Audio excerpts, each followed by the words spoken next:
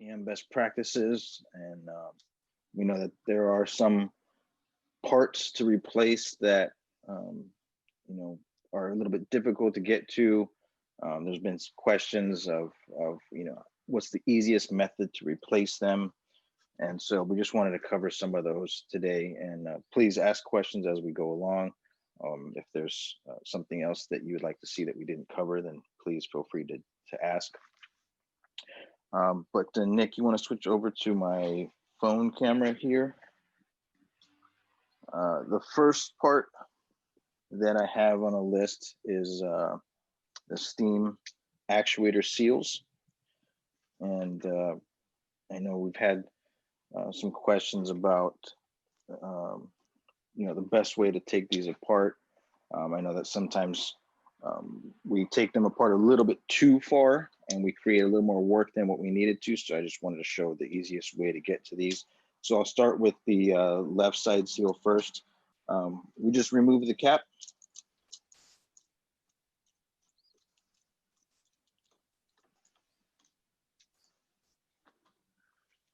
And then the bracket that holds the NTC in place.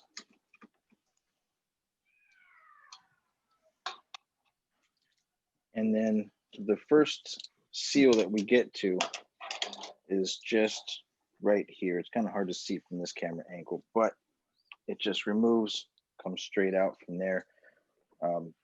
That's it. We don't need to take anything else apart inside of here. We just need to make sure that the orientation of the seal is correct. So we want the O-ring to be shown on the outside.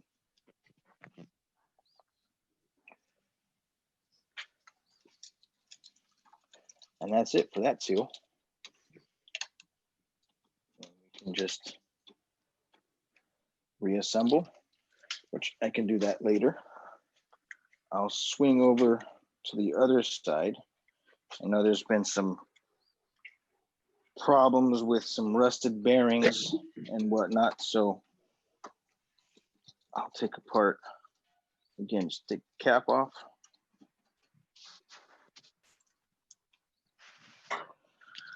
And then we've got this this black sort of nut on here that locks everything in place. So we just rotate and remove that. And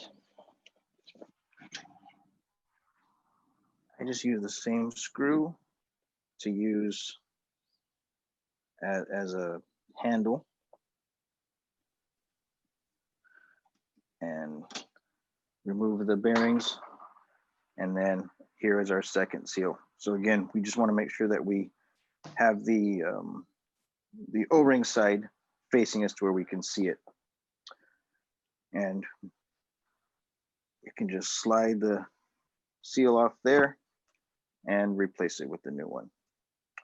Now the bearings we've had a lot of problems with. They get rusted, they get stuck on there. So I apologize, but I'm going to have to kind of make the camera a little bit shaky here as I move it around.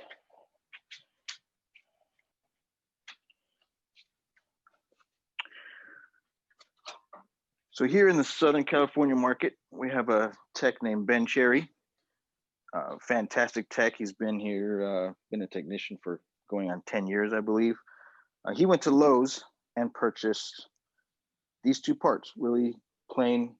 It's just a spacer and this insert. And I'll make sure to include the Lowe's SKU numbers for this. But what he found was that these, let me take the seal back off.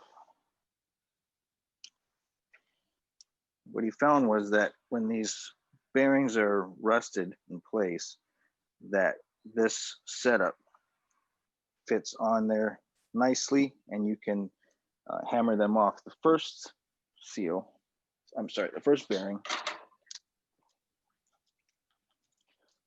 you can take off with a flathead screwdriver and just kind of work around and get that first bearing to come off.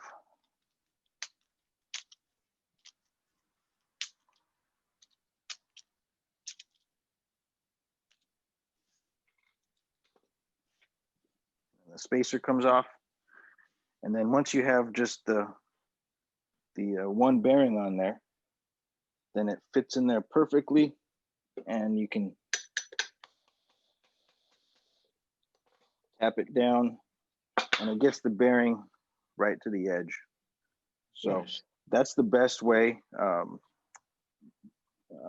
appreciate it, Ben. Ben, if you're on, if you have anything you want to add to this, please feel free to jump in, since this is your little invention here. But from what I've seen, it works great. So again, I'll put the Lowe's SKU numbers on here for these two pieces, and I believe they were like $4 a piece. So for just a couple of dollars, you have a setup that can really help save some time with these bearings. It's genius. Thanks, Ben, for that. Yes, thank you, Ben.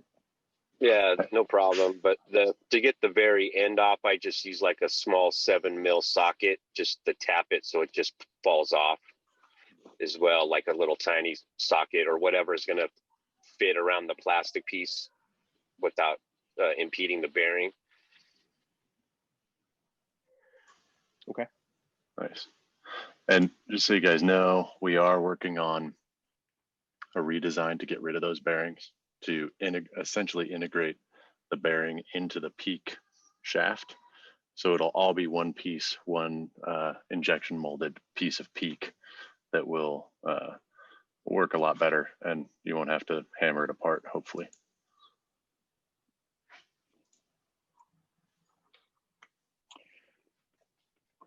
And then the rest inside here is just you know, the O-rings here on the steam one. That's pretty self-explanatory. Are there any questions on this portion here? Oops. Before I kick it over to Joe for the steam module side? Yeah, can we put any lube on that little shaft when we reinstall the bearing, like some 111, so it would come off easier next time? I don't know that lube is going to help because we have that rust problem in there.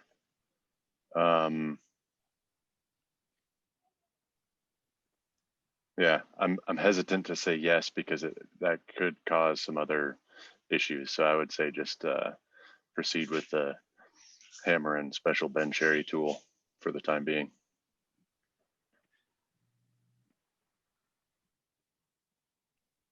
I have a question regarding the spring clip that holds on the cover. I've had quite a few stores lose that. Is there any sort of redesign coming on that, or why they're losing it? You're talking about this here, where the two pins are to remove the cover? Yes. We don't have any redesign planned for that. I don't, and I still don't really understand how they're losing it. I don't understand it either. Hard. Yeah. I've been asking them, I've been watching them. I ask them, like, what do you do when you remove the cover? And they do it normally, like we remove it. So I don't know what they're doing. Strange.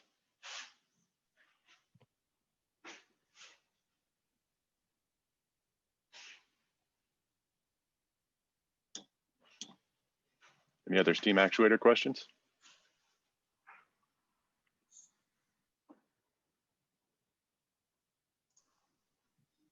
All right.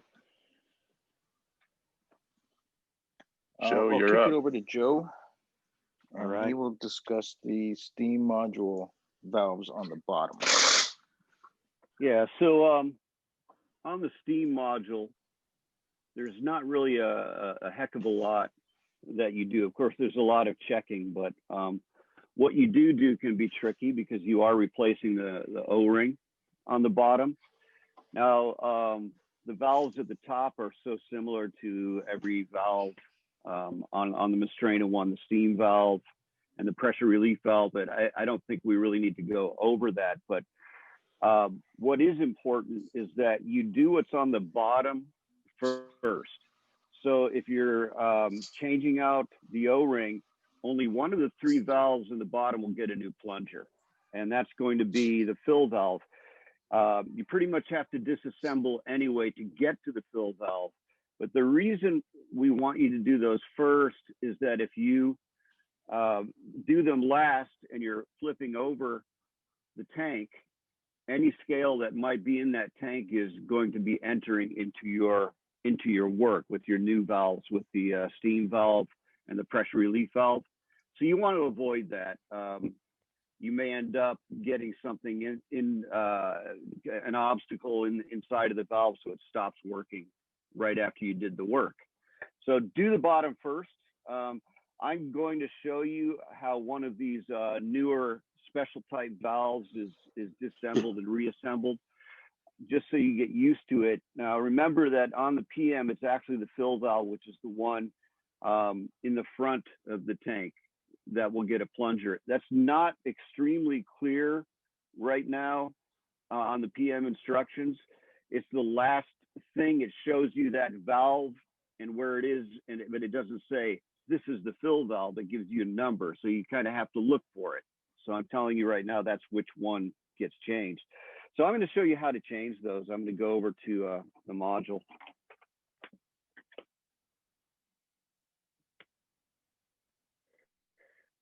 And all right, so it's this type valve we're talking about, right? So this is the emptying valve. This is the cold water mix valve, and the fill valve is all the way on the side in the front. They're all the same. The larger one is just the easiest one to show you. The other smaller ones are the same size. This one's just easy to show you, the emptying valve. So you're going to look for where there's an opening here that you can fit a screwdriver. And what I do is I kind of twist. And when I do the twist, you'll see that the top here, this seal will come off and the whole solenoid will pop up. So I'm going to turn that just like that. And be careful not to lose these. Easy to lose. Once you do that, you can lift it up. So this spring is what holds this solenoid in place. So if I put this solenoid back on, I've got to get that spring back down. Otherwise, it just comes off again, or it will vibrate when you're using it. Down here, we also have a base that helps to seat it properly with vibration. Be careful not to really hit these hard with your screwdriver. They'll crack in half. Chances are you're not going to have one of these. You're going to have to special order it, but you really do want it here to get the right seal and to avoid the vibration. So make sure that you don't forget to put it on and that you don't crack it in half. So once I have it apart like this, with a 3 millimeter Allen wrench, which I have in the screwdriver, when I turn this halfway, do you see that?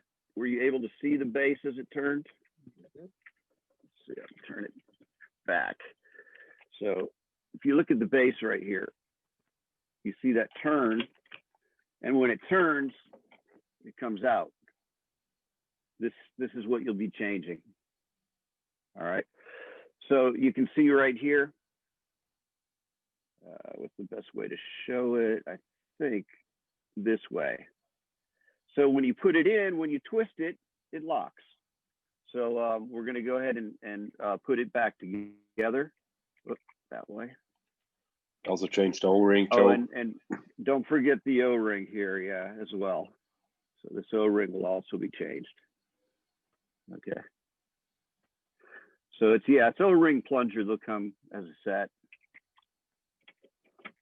So I want to put it in the way that it goes straight down, and I'm going to get my screwdriver or Allen wrench, whatever I'm using, and then just turn it into position.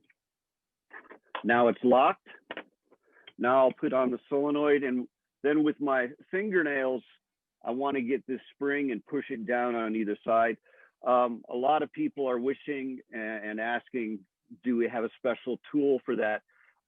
We don't. If somebody comes up with something that seems to work well, let us know. I've tried different things, and one thing I've tried is using a fingernail on one side and a small screwdriver on the other, and I find it's really easy to break the spring that way. So if you can, use your fingernails.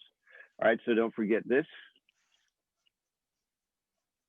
It's in place.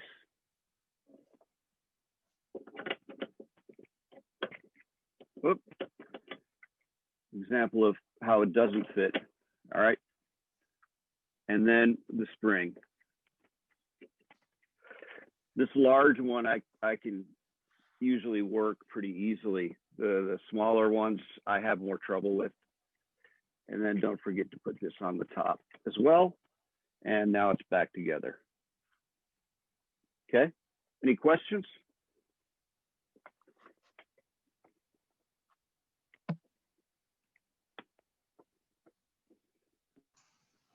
Doesn't look like it. Okay. Thanks, Joe. Yep. Paul, are we kicking it back to you? Yeah, for the hydraulic check valves. Gotcha. All right, there you go. All right. So these are the old original style check valves with the white fittings on them. The PM kits come with the newer style, which look a bit different. One, the color is different. It has a yellow tip on it, which indicates a different material on the O-ring. And also the fittings are different. So they're made so that you can't cross them and put them on backwards. You can't put it on the left side and have the water flow the wrong way.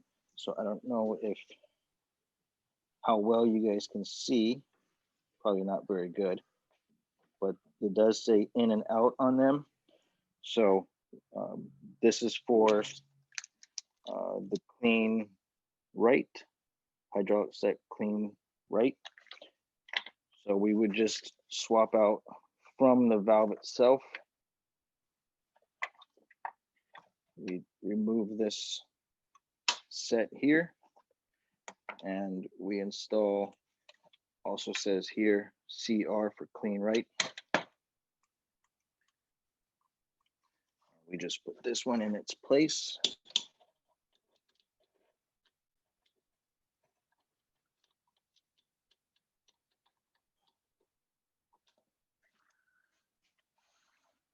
And that one's good to go.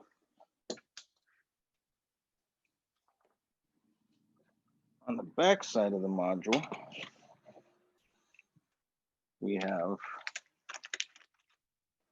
here hydraulic set clean left. And basically we're going to do the same thing. We're going to remove it from the valve itself here.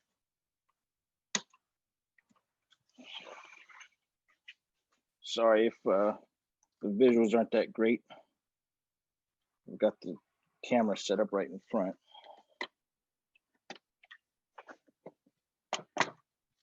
Hey, Paul, I have a question. Yeah. Can you zoom in on your pliers? There's no zoom function on this, but I can hold them That's up. perfect. Okay, so where do I get a set of those? There's another Swiss manufacturer that makes something similar, but those, did you make those? Did you just drill a hole in the tip of them or what? This company They makes did them back at for the us. factory. Yeah. DPD. You can order them through Jeff Watson at DPD. I think he's currently out of the 6 mil, but has the 4 mil. Actually, he should be getting the 6 millimeter today, I think, or within this week. So you can order from Okay. him. Okay, cool. Thanks, Nick. Good to hear from you, Jake. Yeah. So again, I know this one's kind of Paul, difficult before you just 'cause I put have- that one in, can you show them the difference in hose sizes, just so they're aware of that? So coming off the clean switching valve, we have a 4 millimeter hose that connects to another 4 mil hose. So the new style is a 6 mil and then reduced to a 4 mil. And again, the reason that's changed is just so that we can't put it on backwards. And then Paul, real quick before you put that in, will you, somebody asked how to test the check valves. Can you flip your module around and show connecting it to the left brew valve?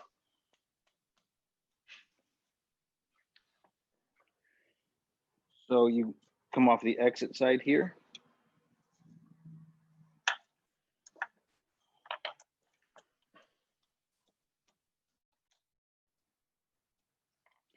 So again, the check valves here, turn that light off. We have the arrows indicating flow. So if we put the check valve on backwards, because flows should be coming through here. If we put it on backwards and install the module, go into system settings, machine test and components, we can activate the valve here, turn this valve on. Actually, I have it connected to the right side. We can activate brew valve right. The water flows. If water comes out the backside, then we know we have a bad check valve. So it's no water should come out of here at all.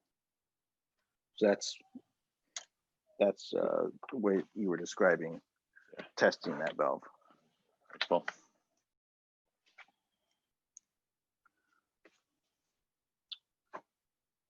And if you use the left side, you can activate the water pump.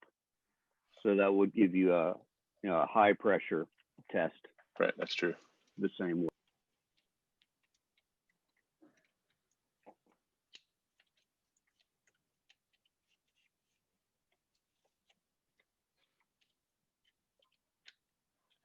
And the check valve assembly just fits in there just like that.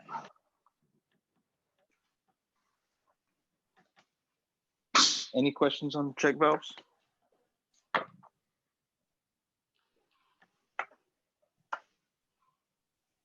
Anything you guys want to add, Nick, Roger, Joe? I got a question. Have you been seeing the new style check valves fail very often? I haven't had any yet, but I've heard a couple of them that have, so curious. I've had one. Yeah, we've heard that sometimes they do. We are working on a redesign of the actual interior of the check valve, but it's taken a little longer because we have to create new tools and perform new tests. But the newest redesign this one will help, and then the newest redesign should be even better.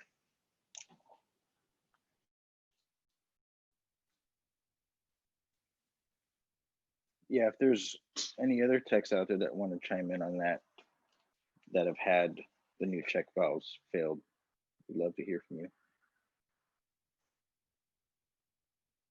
I had one fail. Okay. Is there any reason the check valve between the flow meter and the tank itself is doing okay or not being replaced? It's because it's not in the cleaning path. The cleaning is a big portion of what has been causing our check valves to fail. The old FKM style O-ring in particular would swell when in contact with cleaning solution.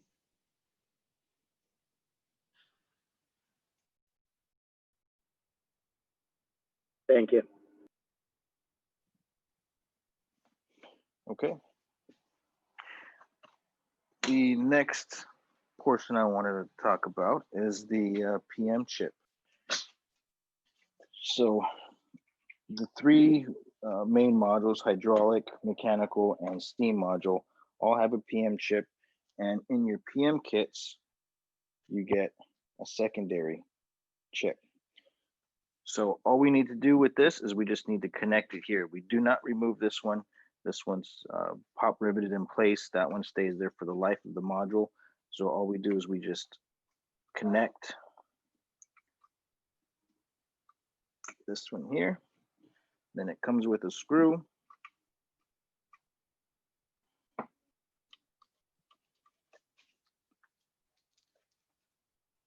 That's just a retention screw to hold it in place. And then that's it. This PM chip stays here for the full year or 150,000 cycles until the next PM. And then you remove the screw, remove the chip that we just installed, and swap it with the new one out of the new kit. So we don't have to do anything in programming? No. Not regarding the PM chip. You will have to reset the service counter at the end of the PM, which is a different activity, but this is the only thing you need to do for the PM chip. And Starbucks is using the PM chip combined with the reset of the service counter to ensure that a PM happened. And then the hope is to get the data in such a way that they can start to use it for scheduling purposes. So they would know when a PM was completed, then be able to forecast when it's going to reach 150,000 cycles or 1 year, whichever comes first, and then be able to set the PMs at the right time rather than just doing them every year. But this is critical for that data to be accurate, is that the PM chip gets replaced on every PM, on every module. Hey, Nick, I have a question about that. Yeah, go ahead. Dude, I love that it's like munchkin time every time. Every time, man. So we've done PMs and the chips have broken. Is there any way we could buy the chips? Not right now. So if we were to continue to see lots of them fail, we will bring them in as a spare part. But Okay. we'd like to keep them in only the PM kit. And hopefully we can. Where are they breaking? Is the little tab break off? I think we had one break on the mechanical module. Here, turn that speaker down. Okay, sorry, we got a bunch going on here. No worries. So here's the rest of the guys. Sometimes the screw doesn't line up. Okay. So you have to kind of almost cross thread it Hmm. to get it in there. Okay. But yeah, so if this is a continuing problem, you're gonna make it a spare part, because it was like, we did the PM, but the chip was broken. Is it better to have no chip or the old chip? The chip So that if the came new in one the breaks, kit? yeah, I know. if the chip that comes in the kit I know what breaks, you mean. Yeah. yeah, I guess, I don't know. If the issue is being able to put the screw in, I would say leave the screw out. Those tabs will actually hold it pretty well. If the risk is breaking it because you're putting a screw in. But if you had to choose, I guess I would say remove the chip. okay, so it better Because to that have, would indicate a change in the telemetry data, and therefore Starbucks would know something happened. okay, cool. Yeah, that's what our tech ended up doing. So Good. I don't know, maybe he called Lopez and he told him the same thing, but that was one thing that I figured, since we're on this topic, I'd ask a question relevant to it. That's perfect. Thanks. Yeah.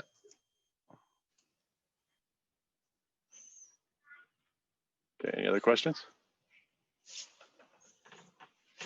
All right. June's leaving now. It's lunchtime. All right. What's next, Paul? What are we doing?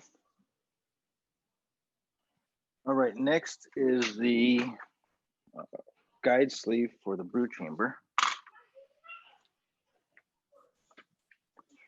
So here's a brew chamber that I've already removed from the module. And I know there's been questions about how to replace this guide sleeve that's in here. I know some people use a large socket that fits in there. So I just want to show the easiest way. So first, remove the anti-twist plate. And then we have a tool here. And again, can we attach things to the body of the recap email, Nick? Can we put part numbers on there? Yeah, certainly. We'll figure out a way to make that work. Okay, so we'll put a part number on there. But this tool is designed for this guide sleeve. So it fits in there. You put the long side in first, and I'm gonna mute this just because I don't want it to be too loud. Yeah, because we all have really sensitive ears.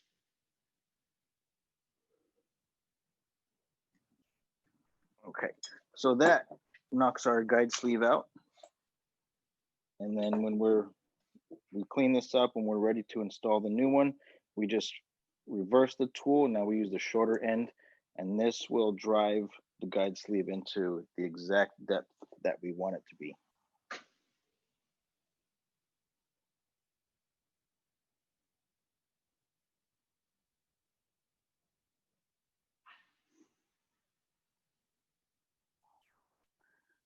So if we can, it's hard to see, but now the guide sleeve is perfectly flush with the inside of the brood chamber.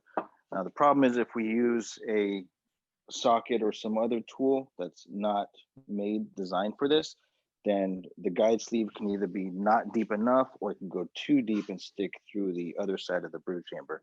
So again, if you don't have one of these, they're at TPD available for you guys.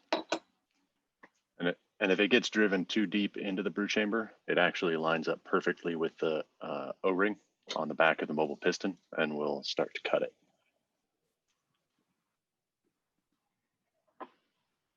Didn't we get one of those drifts with the original disbursement of the M2 parts? They were in the initial kit, yes. But if you're a service provider tech and maybe you ordered parts separately or did something different, we'll make sure we include the article number so that you guys can order it.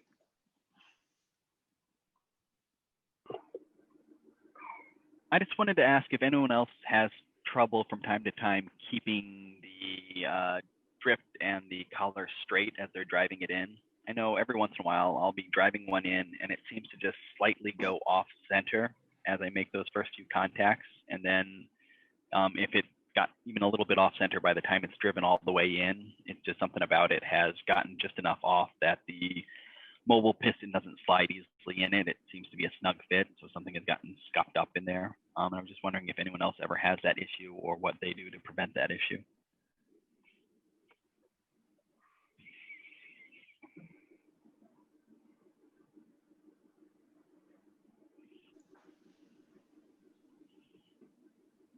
Nobody? The only problem I have It's kind of an art form. Too much coating on the guide sleeve itself. I had one kit with too much coating on it where mobile piston wouldn't glide back and forth. So I had to take one out of my truck and put it in there, and then it worked fine.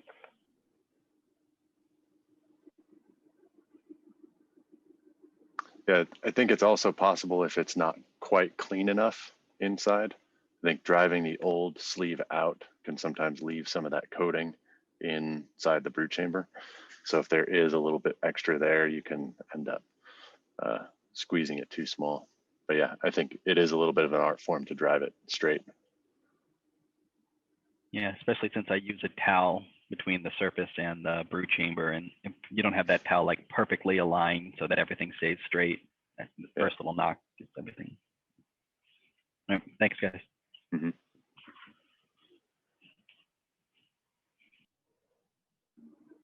And then John did ask if there's an intent to increase the intervals of the PM, and no, there's not. We'll keep it at 150,000 cycles or 1 year.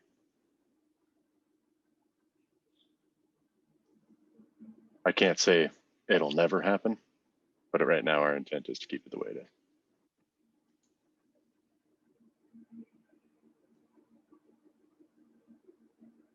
And then Takeshi asked, what's the best way to keep the common screws, to take the common screws out? I'm not sure which screws we're referring to there.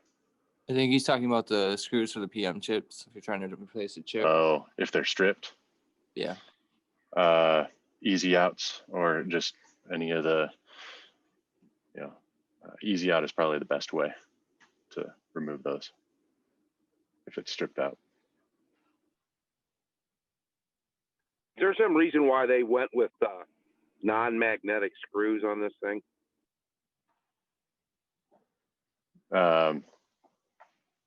Because they're stainless.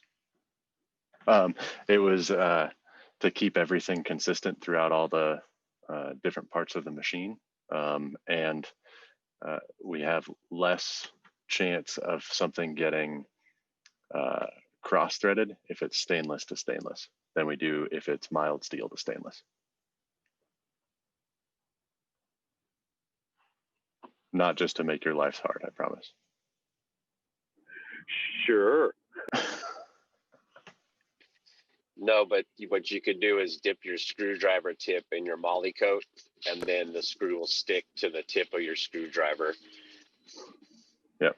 Yeah, that's what I've done, especially when I take that one screw out back there by the power strip to move the whole power CCB board, the whole assembly, like to change the cleaning assembly. That's a shaky one back there. Yep.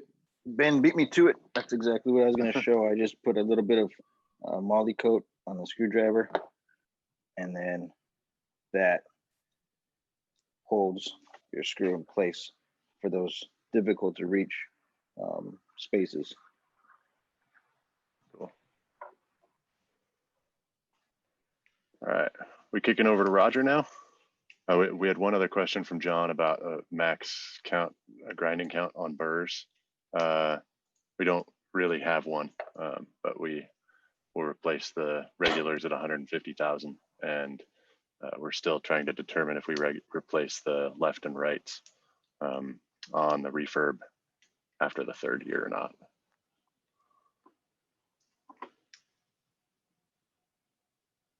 Okay, so we're going over to Roger now, Paul. Yeah, if we don't have any other questions on the brew chamber guide sleeve, then yeah, we'll kick it over to Roger for what to do once the machine is put back together using the software. All right. One of the first thing I want to show you what you need to do, it is really important not to forget, is to delete the service counter. The reason for that, because it starts a new cycle, a new year, or another 150,000 cycles on the machine. And you also delete the message on the machine if it's still there, that the PM is required. So I logged already in here with my blue USB key. Then I go to information, scroll down to machine statistic, and scroll down here to service counter. You see there the little X. If I press it, it asks me, should service statistic be reset? And I press OK, and that's basically what it is. The next thing you want to do is initializing the grinders, because during the PM you take the grinders apart, you move the shafts, and you will not be able to calibrate the machine. That's why the computer needs to know where those shafts are, so to make that adjustment. So I go here back, I scroll down to system settings, machine test, advanced test. Then I scroll down here to initial grinder 1, which is the left grinder for blonde beans. I'm gonna lift my hood that I can quick show you what is important to see here. the grinder will start to run and the little shaft will start to move. And it's important that you hear that the burrs are touching. This is kind of the reset point for the machine to know, or for the stepper motor to know, to find its position. All right, I hit it now. And you can hear the burrs touching. And the shaft moves. Okay, then let's scroll over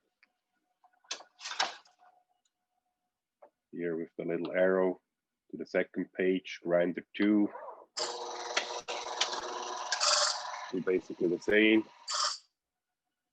I could hear the burrs touching. If you not hear the burrs touching, sometimes it helps that you move the shaft all the way down, up, and again all the way down, and leave it on that position. Just like hand tight, you don't need to over tighten it, but it's somehow easier for the machine to find its position. And I'll do the same here for grinder 3. Hear the burrs touching. And now this step is complete. What I'm gonna do now next is I'm gonna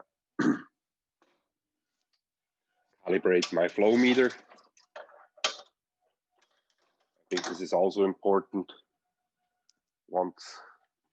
At least once a year, just to make sure that we have the right amount of water. Go back here with the arrow. Don't forget to wait a little bit until you hear that the brew chamber was initializing.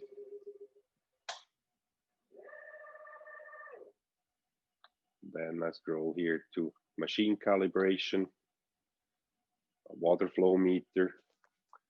In my case, I like to do it with a scale. It's a little bit more accurate. I'll take a picture here. I tear it first.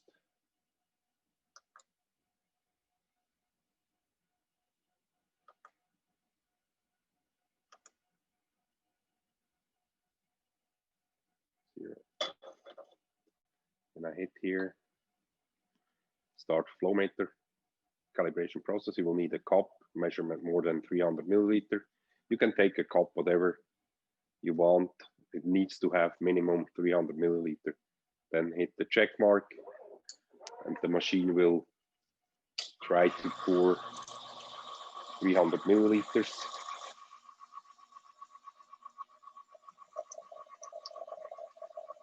Takes a little bit.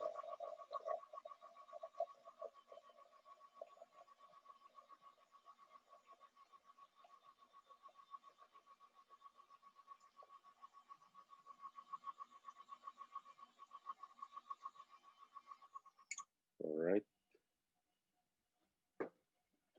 Back on the scale. It tells me now 301.6 gram, which is equal to milliliter. And I actually don't need to do an adjustment.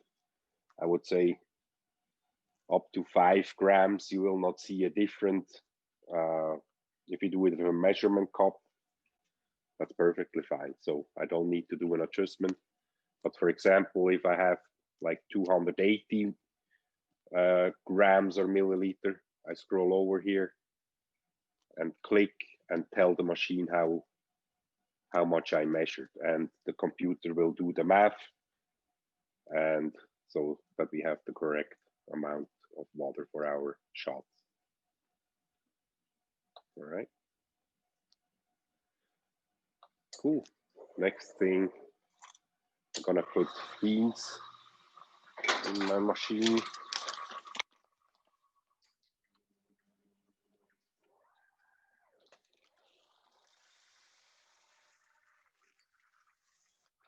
I only have actually the espresso beans. I put some other beans here for the blonde.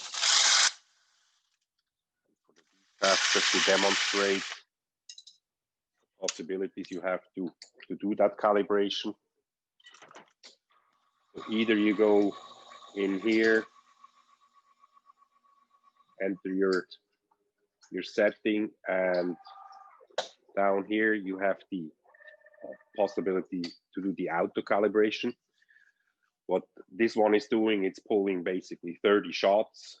It alternates first blonde, espresso, decaf, basically to reach the star for each of the hoppers. So I'm gonna start it right now. And you can see here in the middle, it starts with a double blonde. Then next will be a double espresso. And I have 20 or 28 shots in the queue. Now, I don't want to wait until the whole machine is calibrated. I would say if you have espresso and decaf, which from our experience, they are pretty fast calibrated. They have the star, at least 2 to 3 stars in a row. You basically can avoid that auto calibration because you don't want to waste too much coffee or time. So to avoid, I press and hold the X, and you see the queue is gone. Now, if you want to do it manually, you just queue up shots. I'm gonna do that with you. Double shots from the middle now, because this is the only coffee blend that I have the correct one. So let's quick see a couple shots. Looks pretty good to me, maybe a little slow.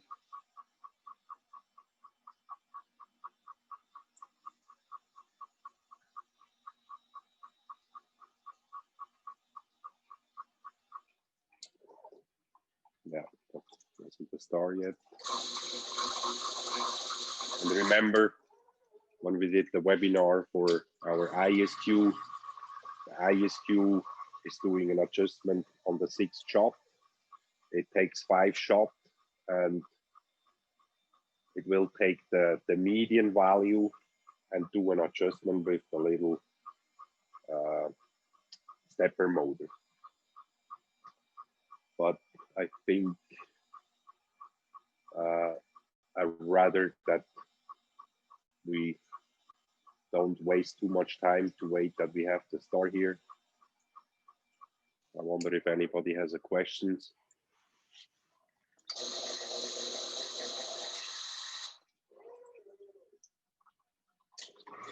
Once we calibrated the machine, I suggest that you as well double check your steam pressure here with pulling some steam, and make sure the arrow is on the little red dot. If you need to adjust here on the pressure switch, you can do little adjustments. After that, you do the cleaning cycle with the 2 tablets, and you're basically done for the PM. All right. Thanks, Roger. Yeah, I think a good guide for everybody after a PM is completed is to sort of step through the installation sequence, right? Of grinder initialization or flow meter calibration, grinder initialization, just all of those steps. And then your machine should be fully calibrated and ready to go at that point. Maybe I need to add that you check always that the machine software is up to date. Yeah. Yeah, that's also in the PM instructions in the beginning of the document there. Cool. Todd asks that stores say that their call center asked them to run an auto calibrate as troubleshooting. Seemed like a good idea. Sometimes depends on the situation, but of course, we don't ever know about the ones that get solved that way. But I do know that Starbucks is assessing that to make sure that they're giving the right troubleshooting as much as possible. Okay. All right, just really quickly, I wanted to show everybody the PM instructions here, just to make sure everybody has seen it and understands. Of course, there's a huge table of contents that's pretty long-winded, but we did set up the preventive maintenance schedule to be a standard schedule of 150,000 cycles or 1 year, whichever comes first. After the 3rd year, we do a refurb. Here it talks about the ID chips and the need to install those PM ID chips so that they can track PMs. This is a visual example of what a high performance machine might look like, where maybe the PM happens before 1 year. So this is 150,000 instead of 1 year. So you would still end up with a refurb at the same time, but you might end up doing an extra PM before that refurb. The way that the instructions are laid out, we have an inspect, clean, lubricate, and exchange. So you'll know which parts you need to do what to. Talks here about the software update. Please make sure that you're installing a software update on every PM if there is one. Our new instructions, which should be released within the next 30 days, I hope, does say something in here about resetting the service counter. I'm sorry that that didn't make it into the first set of instructions, but it's coming soon. And then just as an example of how the highlighting works, let's get to like the steam actuator here. So we have this yellow for lubricate because we lubricate this little rail in here for the plunger. We inspect and clean the NTC, this cap here, and the steam wand, and then exchange the O-rings, the seals, and the other parts that Paul had demonstrated earlier. So just wanted to step through that really quickly. We've got like 5 minutes left, so I want to make sure that if there are questions, we have a minute to answer those questions. Went a little bit long today, but I think it was good to cover as much of the PM as possible in this call today. So any questions? Do you guys know what your refurb's going to look like yet, or you're still putting together? We don't have all the details yet. We're still in discussions with Starbucks about what that's going to be. I did notice on the PMs you recommend that you use the Y-Con for the hydraulic O-ring, the steam O-ring, as well as obviously the grinder O-ring. Grinder O-rings. Is that just the material of the O-rings? Yeah, and temperature. Okay.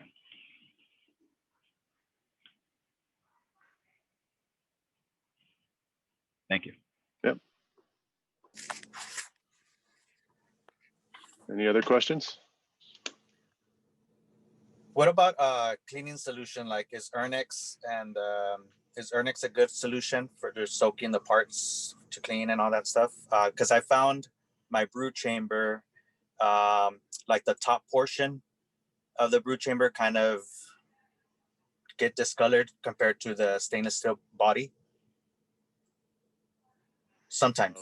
Yeah, the aluminum can react to the cleaning solution. I think Ben mentioned that the mobile piston is sometimes better to just brush off when it's dry and try to clean it dry rather than soaking. Yeah, and that did help. But yeah, the particularly the fixed piston and the head of the mobile piston, I would recommend soaking in a cleaning solution. But yeah, just be careful of aluminum in the cleaning solution for too long; it'll discolor it.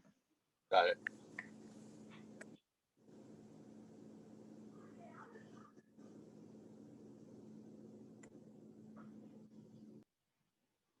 Okay, any other questions?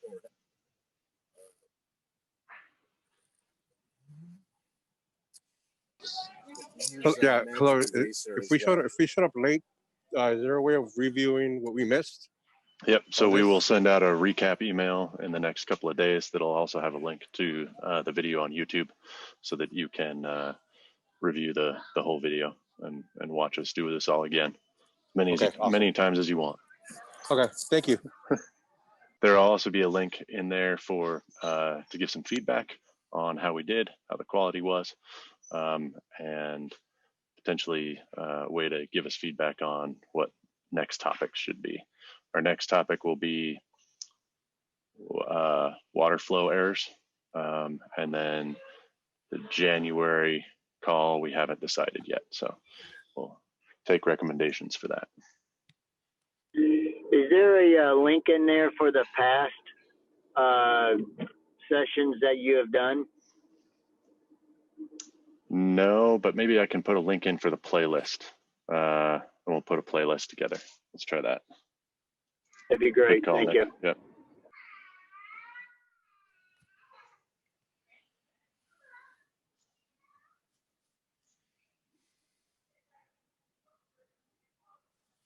Okay. Anything else from anybody? Jake, Kelly. Had some calls about auto calibration backing the blades off, making the shots pull too fast. I would say just make sure that you hear the burrs touch when you do the initialization. If they're too high, they won't touch. So when initialization is complete, the burrs are too far apart. So as Roger said, rotate the stepper motor down to the burrs touch and run the initialization again. And then once you hear the burrs scrape, then start your calibration from there. Yeah, and then also if you have any clogging of the screens or any of the brew paths, then ISQ is going to think that it needs to make the grind coarser. So it's going to start opening up that burr gap and you'll have coffee that's too coarse. So that may also be contributing to what you saw there.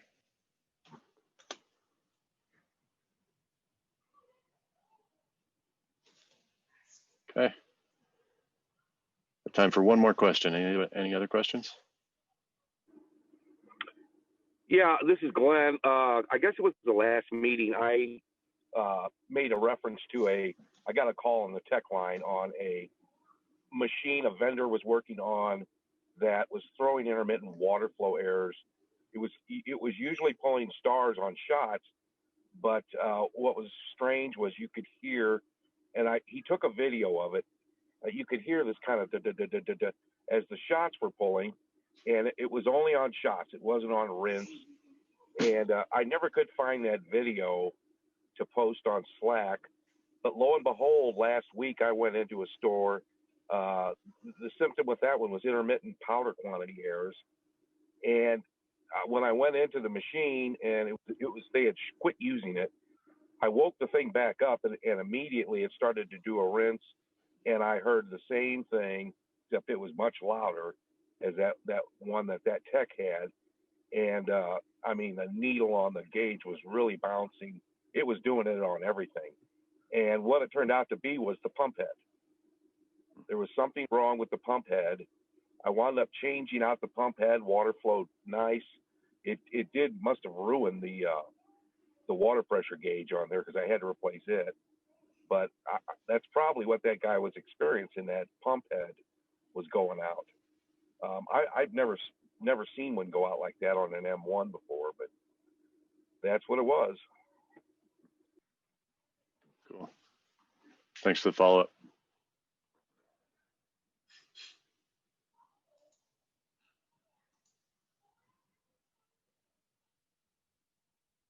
Okay.